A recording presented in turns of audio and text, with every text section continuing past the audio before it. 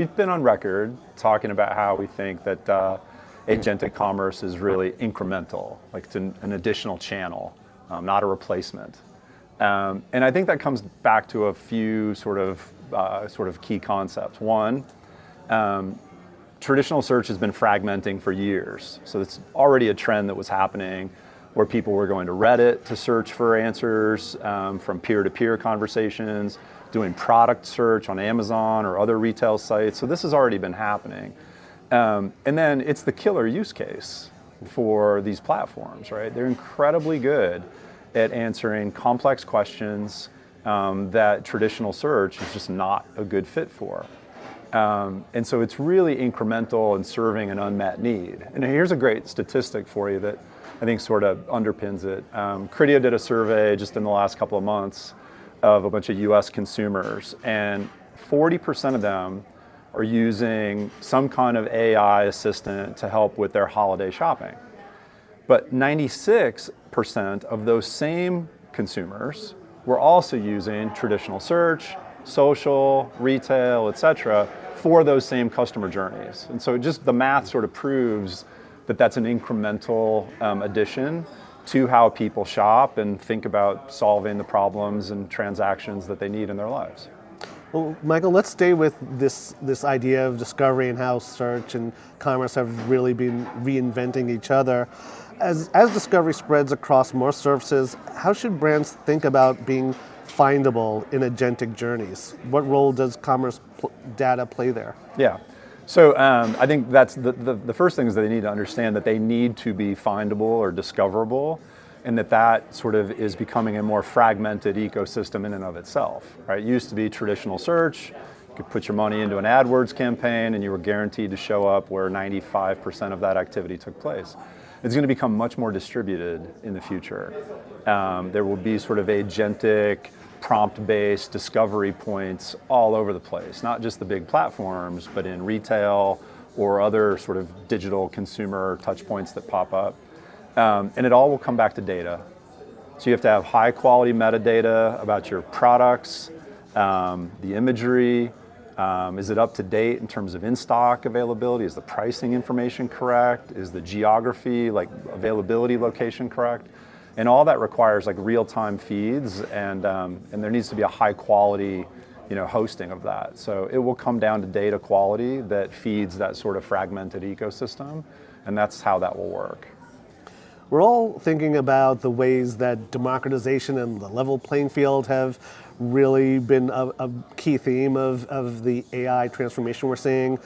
I'm thinking of particularly retailer-owned assistants, which have been gaining traction for a while. Everyone seems to have one now. So with that in mind, what do you think will separate the retailers who truly modernize their front ends from those that fall behind? Yeah. Look, I mean, I think that one sort of comes back to the premise of consumers will expect best-in-class experiences no matter where they are. So if your best-in-class experience is ChatGPT because you like the intuitive, prompt-based, discussion-based nature of it, you're going to expect that on retailer.com or even banking.com or any other place that you spend time. And so I think the retailers that'll succeed are the ones that embrace that as sort of the core proposition and make that sort of chat experience tightly coupled with merchandising, with loyalty, with checkout, fulfillment, and customer service, and really like make that central. It is really no different than essentially reinventing that personal shopper that meets you in a great live physical experience. They need to have that mindset, I think, and make it sort of the core digital version of that to serve the shopping experience. The chat experience to that shopping experience has been so fascinating. There is a debate, though, about how LLM platforms will monetize at scale. Why do you believe advertising will ultimately become the dominant model in agentic environments? Sure. The simplest answer is that it's the only one that'll be big enough to create the revenue models that are required. If you just sort of do the math, lower margin models like say affiliate, where you might have a 5% take rate, you'd have to do 2 trillion of something, GMV, to generate a $100 billion business. it's just not enough. It's just not enough. And it's not really suitable either is the other thing. Like that type of model is just share shifting profit, and it's not growing the overall category. And so advertising, when done right, grows the whole category, allows brands to buy their way into situations where they are relevant and where their products provide utility to customers.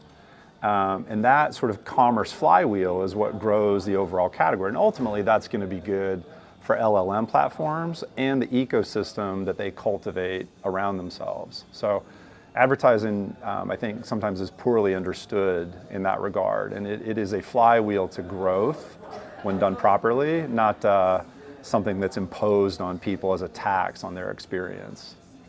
So, Michael, given all that's changing, all the upheaval surrounding agentic commerce, where do you see Criteo playing the most critical role in enabling brands to be discovered, findable, as you said, and drive outcomes in these new environments? Yeah, so we are very focused on developing the commerce intelligence layer that essentially surfaces that high quality data that enables discoverability.